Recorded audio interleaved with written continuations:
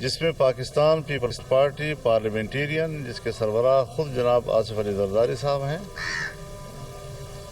اور Pakistan Peoples party کے chairman جناب بلاول بھٹو صاحب. جہاں اسلام آباد میں باتیں ہوتی رہیں وہاں میں خود بلاول ہاؤس کراچی گیا، وہاں 5 گھنٹے ان سے بات چیت ہوئی. وہاں سے ہم لاہور آئے اور پاکستان پیپلز پارٹی کے چیئرمین جناب بلاول بھٹو صاحب.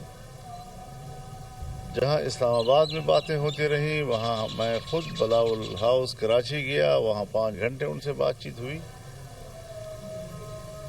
وہاں سے ہم لاہور آئے، ریونڈ میں میاں نواز شریف صاحب کے گھر پر آصف علی زرداری صاحب کی موجودگی میں، بلاول بھٹو صاحب کی موجودگی میں، میاں شہباز شریف صاحب کی موجودگی میں ہم نے ان تمام چیزوں پر اتفاق رائے کیا.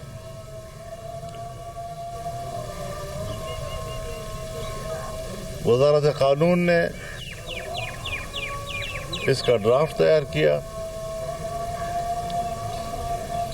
اور ہم نے اس ڈرافٹ کو قبول کر لیا. جس ڈرافٹ کی تیاری میں حکومت کی طرف سے پاکستان مسلم لیگ اور پاکستان پیپلز پارٹی دونوں شریک تھی اور ہم نے انہی کے ڈرافٹ کو تسلیم کیا اور قبول کیا ہے، اس کے بعد آصف علی زرداری صاحب کو اس پر اعتراض کرنے کی کیا گنجائش تھی؟ ایک بات. دوسری بات یہ کہ یہ سب کچھ جو ہو رہا تھا کیا ریاستی ادارے اس میں انگیج نہیں تھے؟ کیا وہ پل پل کی صورتحال میں اپنا ان پٹ نہیں دے رہے تھے؟ کیا اس تمام تر مراحل میں وہ شریک نہیں تھے؟ اور ایک ایک لفظ چاہے 26ویں آئینی ترمیم کا ہو یا دینی مدارس کے حوالے سے اس بل کا ہو کہ سوسائٹی ایکٹ کے تحت یعنی سن 1860 کی سوسائٹی ایکٹ کے تحت اس میں ترمیم کی گئی اور ترمیم کے ساتھ اس کو ہم نے قبول کیا اور وہ پاس ہو گیا.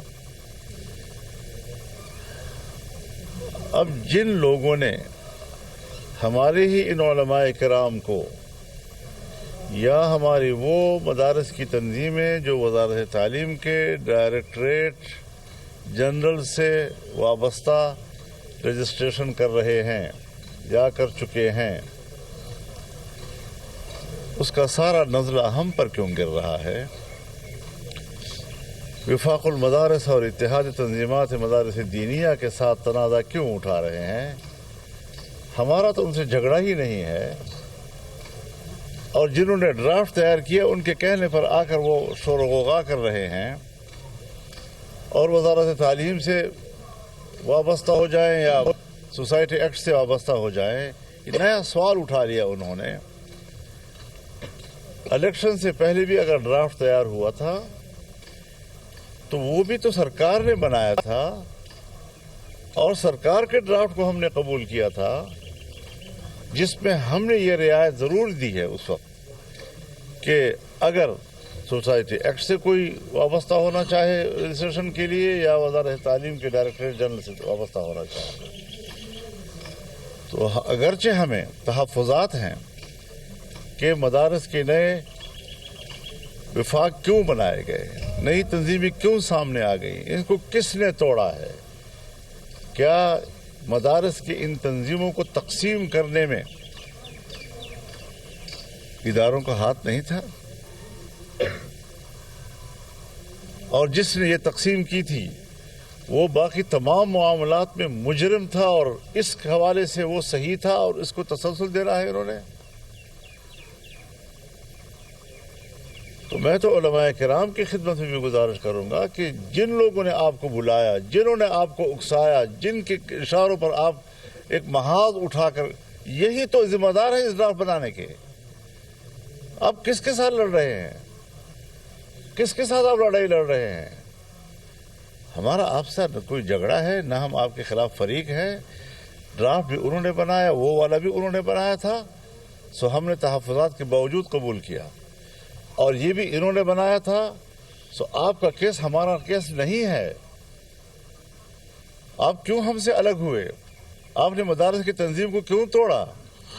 آپ الگ سے ایک اور بورڈ میں کیوں چلے گئے؟ اور وہ جو ڈائریکٹریٹ جنرل برائے مذہبی مولانا فضل الرحمان نیوز کانفرنس کر رہے تھے. انہوں نے کہا کہ حکومت نے ڈرافٹ تیار کیا 26ویں آئینی ترمیم کے درمیان جب یہ بات چیت چل رہی تھی. اس کے حوالے سے بھی بات کی گئی، ڈرافٹ کے حوالے سے بھی کہا گیا. پہلے سینٹ میں آیا، پھر قومی اسمبلی میں آیا. آرڈر سے بنا ہے، کہاں ایگزیکٹو آرڈر، کہاں معاہدے کی ایک تحریر، اور کہاں ایکٹ. ہم ایک قانون کے ساتھ وابستہ ہونا چاہتے ہیں، اس ملک کی قانون کے ساتھ کہ جس میں بے شمار رفاہی تنظیمیں، این جی اوز، یہاں تک کہ تعلیمی ادارے سن 1860 سے آج تک اسی ایکٹ کے تحت رجسٹر ہوتے رہے ہیں. اور صرف رجسٹریشن کے لیے کچھ یہ وزارت خاص کی گئی تھی. سو پاکستان بننے سے پہلے بھی اسی کے تحت رجسٹریشن ہوتی تھی، پاکستان بننے کے بعد بھی آج تک ہو رہی تھی. آج تک کیوں اعتراض نہیں ہو رہا تھا کہ دینی مدارس تو تعلیمی ادارے ہیں، تو پھر جو دوسرے تعلیمی ادارے ہیں وہ بھی تعلیمی ادارے ہیں، وہ اس سوسائٹی ایکٹ کے تحت کیوں رجسٹرڈ ہیں؟ صرف دینی مدارس کے لیے یہ سوال کیوں پیدا کیا جا رہا ہے؟ اور پھر اگر وہ معاہدہ، ہم معاہدے کی اہمیت کا انکار نہیں کرتے، معاہدہ اپنی جگہ معاہدہ ہوتا ہے، لیکن ایکٹ کا مقابلہ نہیں کر سکتا. آج تم ایکٹ لائے ہو، ایکٹ میں آپ ترمیم لائے ہیں، اس کو ہم نے قبول کیا ہے، اور وہ جو معاہدہ تھا اس کو آپ نے توڑا ہے. اس میں آپ نے لکھا تھا کہ جن مدارس کی رجسٹریشن ہو چکی ہے وہ برقرار رکھی جائے گی. مزید جو مدارس رجسٹر ہونا چاہیں گے حکومت تعاون کرے گی.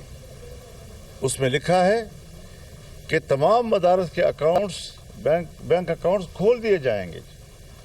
اس میں لکھا ہے کہ تمام جو بیرون ملک طلباء ہیں اور پاکستان میں پڑھنا چاہتے ہیں ان کو 9 سال کا ویزا دیا جائے گا.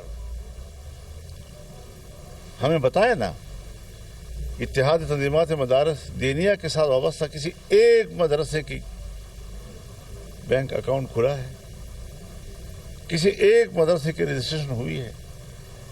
کسی ایک مدرسے کے لیے بیرون طالب علم کو ایک ویزا دیا گیا ہے؟